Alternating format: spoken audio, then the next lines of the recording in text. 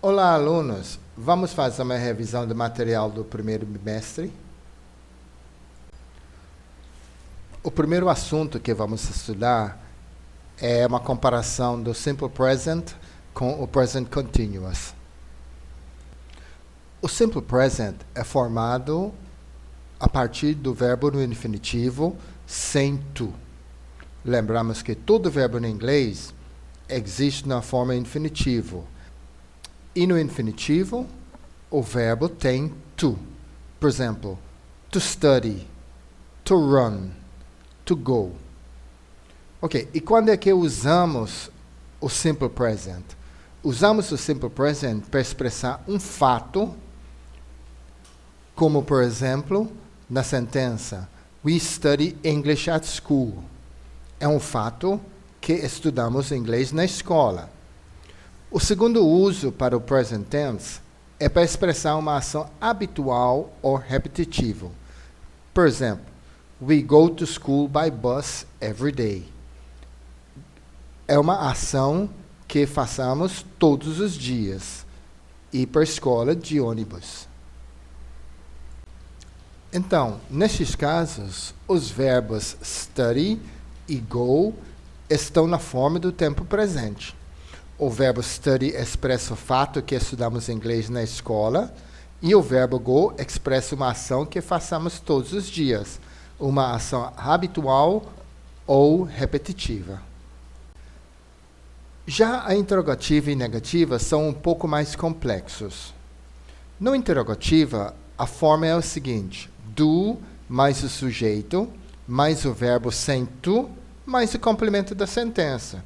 Por exemplo, do we study French at school? Na negativa, a forma é o seguinte: sujeito, mais do, mais not, mais o verbo sem o to, mais o complemento da sentença. Por exemplo, we do not study French at school. Ou na forma contrata, we don't study French at school. Agora vejamos o present continuous. A forma do present continuous é o verbo to be, no presente, mais o verbo principal sem o to, mais ing.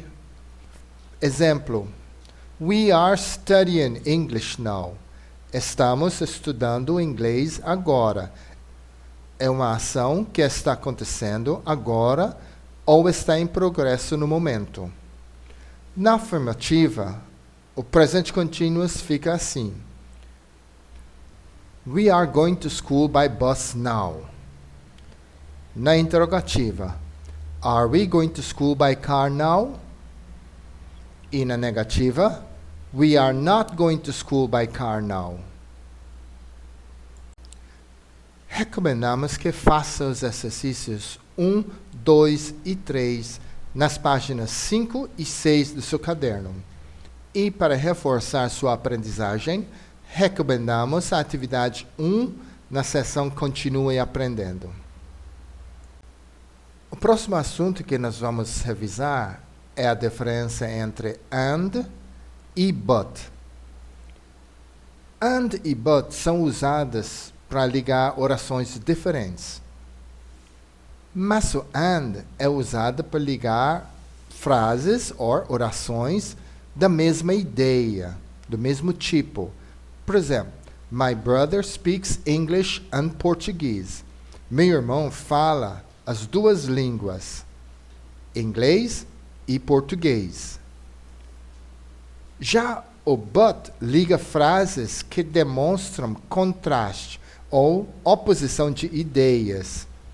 Por exemplo, I speak English, but I don't speak Japanese.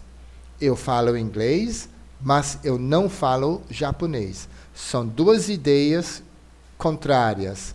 Falar inglês e não falar japonês. Recomendamos que faça o exercício na página 7. Agora vamos revisar os modal verbs, ou verbos modais. can e could. Os verbos can e could são auxiliares que expressam aptidões ou habilidades, pedir e dar permissão. Can é usado para expressar habilidade no tempo presente. Could é o passado de can. Could é usado para expressar habilidade no tempo passado. O verbo principal fica no infinitivo sem to. Por exemplo, can speak, can travel, could study. Agora vejamos alguns exemplos com can e could. My sister can speak English. É uma habilidade. Minha irmã pode falar inglês. Outro exemplo. Student. Can we go home now? Neste caso, o aluno está pedindo permissão de ir para casa. E o teacher? Yes, you can go home now. Agora, a professora está dando permissão para o aluno ir para casa. Outro exemplo. I could run fast when I was young. Neste caso, estou expressando uma habilidade de correr rápido quando eu era jovem. Neste caso, é uma habilidade no passado. E para expressar isso, eu uso o verbo modal could. Agora vejamos outro uso do could para pedir permissão. Neste caso, o could é mais formal e não indica passado. Por exemplo, could I go to the bathroom? Neste caso, o aluno está pedindo uma permissão formal de ir ao banheiro. E o professor tem duas maneiras que ele pode responder. Ele pode dizer, no, you couldn't, respondendo ao pedido formal, ou ele pode dizer, no, you can't, que é a maneira informal de responder ao aluno. Recomendamos que faça os exercícios 2 e 3 na página 11 e os exercícios 1, 2 e 3 nas páginas 18 e 19 do seu livro. Para reforçar sua aprendizagem, recomendamos também as atividades 3, 4, 6 e 7 na seção Continue Aprendendo. Agora vejamos o verbo to be no passado.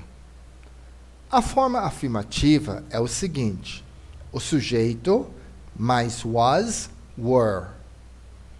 Na negativa, sujeito mais wasn't, weren't. E na interrogativa, was, were, mais o sujeito. Recomendamos que faça os exercícios 1 e 2 na página 24 do seu livro. Agora vamos estudar o demonstrativo there mais o verbo to be no passado. A forma na afirmativa fica there was, were. Por exemplo, there were students in the classroom. Na interrogativa fica o seguinte: was, were, mais o there. Por exemplo, was there a teacher in the classroom? E na negativa fica there wasn't, weren't. Por exemplo, there wasn't a teacher in the classroom. Recomendamos que faça os exercícios 1 e 2 na página 25 do seu livro. E para reforçar a sua aprendizagem, recomendamos também as atividades 10 e 11 na seção Continue Aprendendo.